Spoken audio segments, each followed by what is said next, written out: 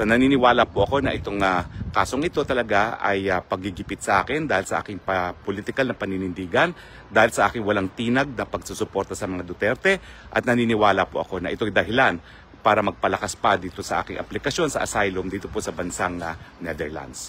So ako po'y uulitin ko, gagawin ko po ang lahat ng remedyo sang-ayon po sa ating batas para mapawalang bisa itong impormasyon labang sa akin for qualified trafficking. At inuulit ko po wala po akong kahit sinong recruit at wala pong kahit anong ebidensyong sabuatan, at ang tanging dinidiin nila laban sa akin ay yung pagiging abogado ko, pagpa-follow up, pagsisiguro na ang operasyon na umuupa sa kumpanyang aking kliyente ay legal.